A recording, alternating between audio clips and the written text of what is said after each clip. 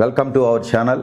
ప్రస్తుతం ఏపీ ఎలక్షన్లలో పార్లమెంట్కి మరియు 175 అసెంబ్లీ నియోజకవర్గాలకి ఎలక్షన్లు జరిగిపోయినాయి. ఈ జరిగిపోయిన తర్వాత మనం ఈ వీడియో చేసుకుంటున్నాం.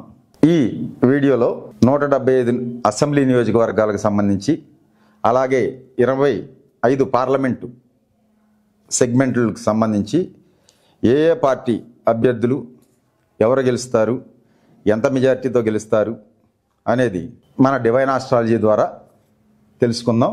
ప్రస్తుతం మనం మచిలీపట్నంకి వచ్చాం. మచిలీపట్నంలో జనసేన పార్టీ తరఫున వల్లభనేని బాలశౌరి, వైసీపీ తరఫున డాక్టర్ సింహాద్రి చంద్రశేఖరరావు గారు పోటీ చేస్తున్నారు.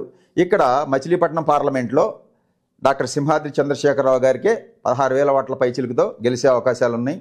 ఇక్కడ వైసీపీ అభ్యర్థి సింహాద్రి చంద్రశేఖర్ గారే తప్పకుండా గెలుస్తారు.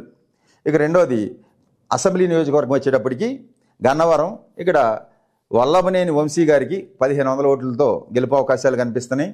ఇక రెండోది గుడివాడ కొడాలి నాని గారు 5,500 ఓట్లతో మళ్ళీ తిరిగి కొడాలి నాని గారు గెలుస్తారు.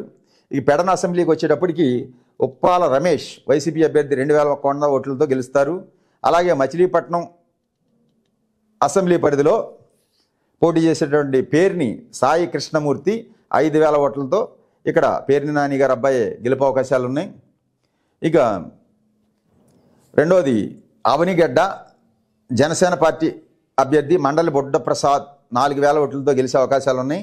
అలాగే పామర్ ఎస్సీ నియోజకవర్గంలో కైలే అనిల్ కుమార్ గారు 2,600 ఓట్లతో గెలుస్తారు.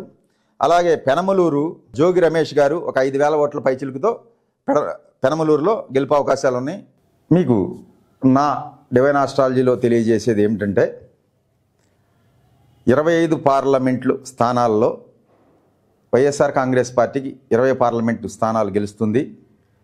ఎన్డీఏ కూటమికి 5 పార్లమెంటు స్థానాలు గెలుస్తుంది.